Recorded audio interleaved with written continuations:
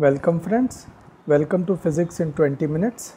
In this video, we are going to start with a new series of video that will be focused on experiments or practicals. I'm going to introduce a way of doing mechanics practicals, and that is called video analysis. Here we will try to understand what is video analysis and how to download and install a software for that, what are the important things regarding shooting videos, and how to track and analyze the videos. At the end, I am giving you some sample projects for you to practice. Ever since the technology of shooting motion pictures or video got developed, people have always tried to analyze various types of motions.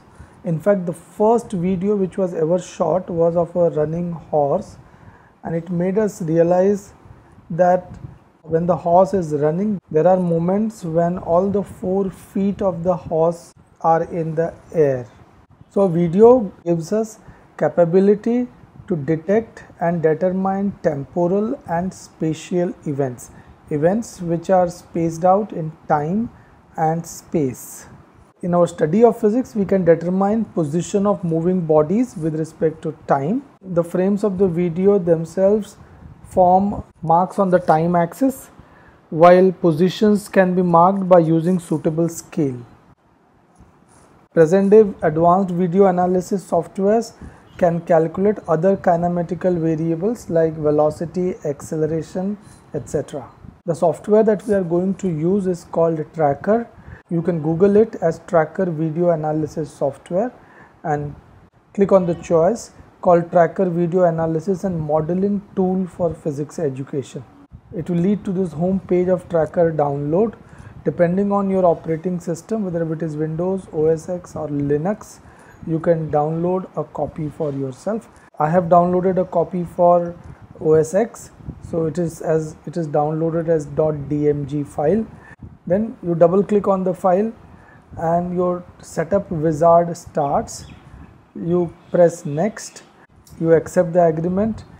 Next, you set the directory in which you want to store the software and click next. You can click on video and experiments along with the tracker and then press next, and then it will install quickly. At the end, you will get view readme file and launch tracker. When you press finish, it will show you the readme file which you can say OK and ignore, and then the tracker window opens for you. The tracker window has 3 components. One is the big large window where the video has to be loaded and where the actual tracking happens. It is called main view of videos. Any graph arising out of the track would be shown in this top right window. It is called plot view, and any observation table of readings will appear over here. It is called table view. Let's see what precautions you need to take while shooting video. You have to set up a camera. Your mobile phone camera would be sufficient, but it should be set up on a fixed sturdy surface and it should not be handheld.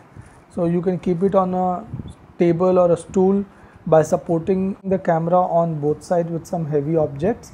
Remember, it should remain vertical and it should not tilt. You should not hold the camera in your hand, because as you breathe in and breathe out, your hand moves and the camera also moves. This will make your readings incorrect. Preferably use a plain screen in the background. If you don't have a plain screen, then use a plain wall of your home, or you can hang a plain piece of cloth on the wall and shoot that as the backdrop. If nothing else, you can stick white or black chart paper on the wall, use that as a background and then shoot the video. Cameras shoot at different frame rate. 30 frames per second is mostly the normal, but it can vary from as low as 15 frames per second to as high as 240 frames per second. At whatever camera frame rate setting you are shooting the video, you must note it down before the shooting begins, because that will be needed later on while analyzing. So go to the camera settings and figure out what frame rate it is shooting the video. You have to be careful about the plane of the camera and plane of the motion of objects. So the camera is in this plane, in this vertical plane, and the motion is also happening in this vertical plane. So if the camera is kept tilted, forward tilting or backward tilting, in that case the planes will differ and that will distort your readings. Again, if the motion happens in some other plane from this, then again your readings may be erroneous. So see to it that your motion happens more or less in the same plane in which the camera has been kept. Your measuring scale should also be kept very close to the place where the motion is happening. Let's see what are the steps involved in tracking the video. So load the video in the tracker, then mark the beginning and end of the track, mark the frame rate from the camera settings, set the scale, set the coordinate axis, mark the origin, create a point mass and track it suitably either by auto tracking or manual. First practice manual tracking. Later on, as you take more complex projects, you can go to auto tracking. A graph and data table will appear in two different windows. Check the variables on vertical axis and horizontal axis. So we will take one video as an example and we will see how it works out. This is the video of a projectile where the ball is thrown in air and it is received at the other end. So we can take this video, drag and drop in our window. So if you drop it, it will load. So here the video has been loaded. I can right click on the screen and I can go to clip setting and I can set the start frame here as 412. So this is my starting frame. Now you can see that this black pointer jumps over here. So let's see, where do I set the end frame? So it's very simple. We would like to stop it just before when it lands in the hand. So here it lands in the hand. Here the ball touches the hand. So we will stop one frame before. So this is my final frame. This is frame number 436. So I will mark the end frame as 436 and say enter. The starting time for this section, we will take it as 00. Frame rate is very important. This you have to find out from the camera with which you have taken the video. So this frame rate is 30 frames per second. Now the time axis is provided by the camera frame rate, but how do we measure the positions? So to measure the positions, you have to introduce a scale. So this is a 1 meter scale. You can take a half meter scale or even a 30 centimeter scale and keep it in a plane which is parallel to camera frame. Say OK. Lastly, see to it that you take a contrasting background. You can go to different filters and you can make adjustments to make it more clearly visible, and also you can rotate the video as well. These all things you can explore. If I press this button, it will go to the initially marked position, and if I press the play, then it will stop where I want to end my analysis. The frames through which the video is passing through is provided over here. Now you can go to the first frame and now we can set our axis. So here is our coordinate axis. So you press this and your coordinates axis will appear. So set your coordinate axis. In projectile motion, the starting point is considered as origin. So this is my axis.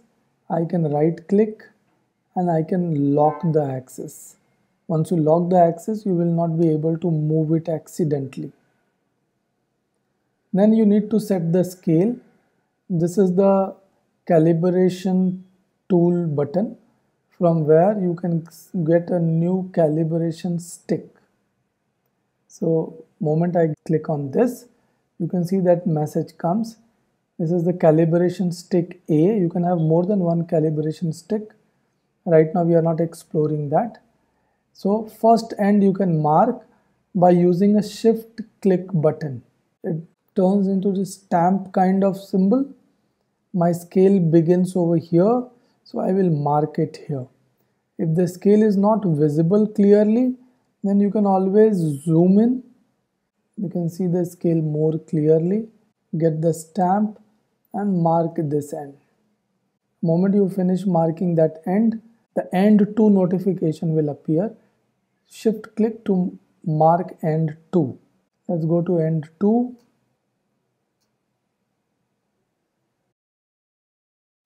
Get the stamp and you have marked. The moment you mark this scale, you will see that some random numbers appear over here. So you need to provide the length of the scale and the unit used for measurement. So here I will use centimeter for my measurement. This is a meter scale or 100 centimeter. So I will write 100 space centimeter. So remember, this space is very much necessary between the number and the unit. And I would say enter. The moment I enter, it will ask me the permission for the change. You simply say yes. Let's see how to track the event.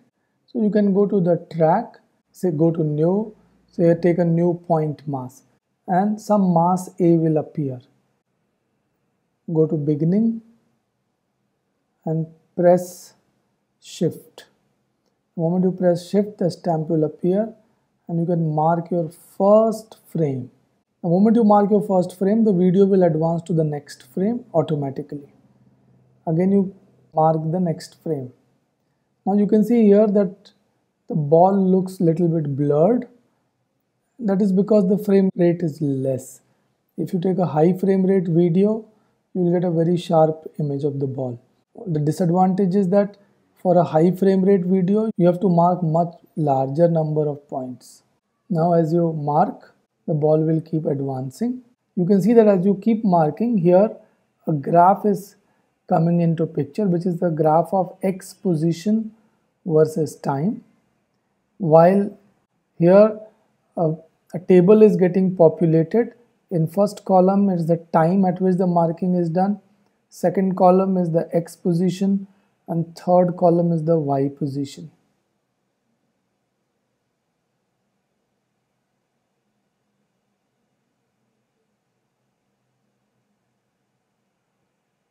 So I go on marking.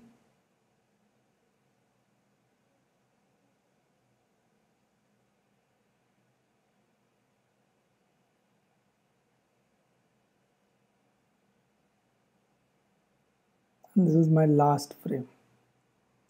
So I have marked. You can see that it is showing these marks. So I go back and let's see once again how it looks like after the marking is done. So you can see that it is showing me all the marks which are there on the path. Once the tracking is done, your most of the job is done. If you click on this button, then this window becomes the full screen. So let's click on this. So these are my time steps. These are my X positions. These are my Y positions. Again, press on this and it will get minimized.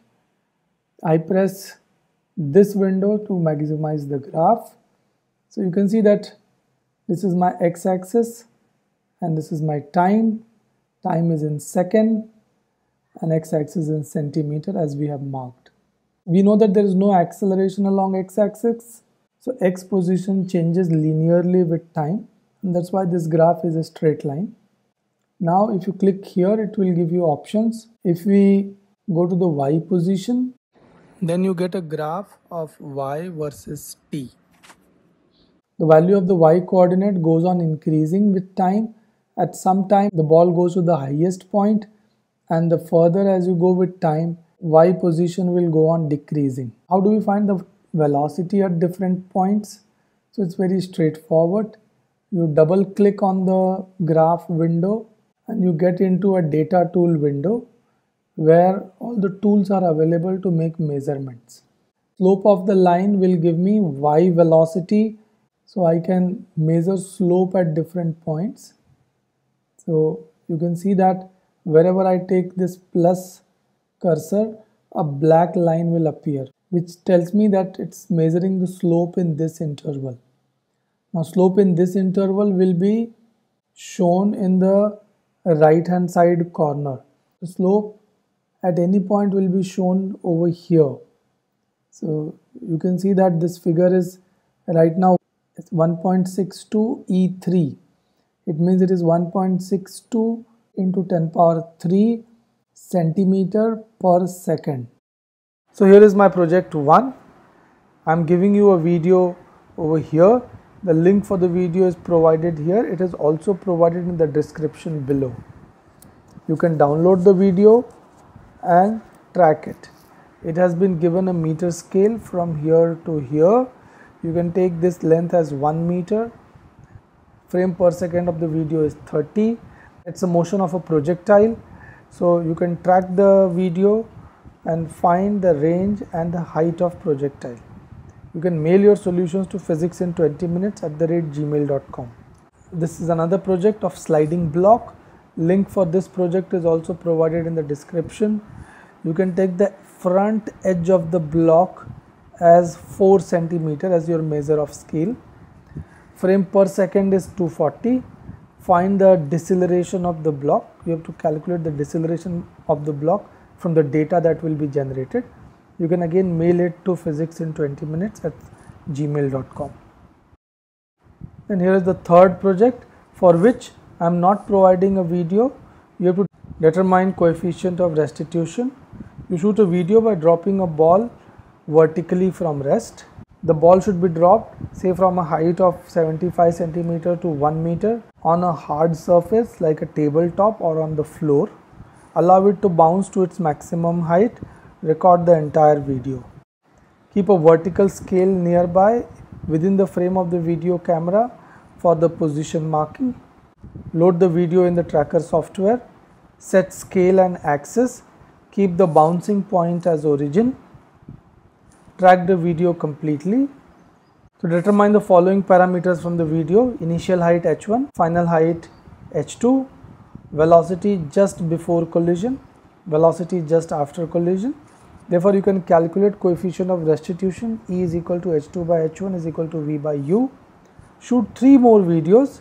So on a very similar, take the same bouncing ball and take the same surface and shoot 3 more videos, so total 4, and repeat all the steps for the given ball surface pair. Find average coefficient of restitution.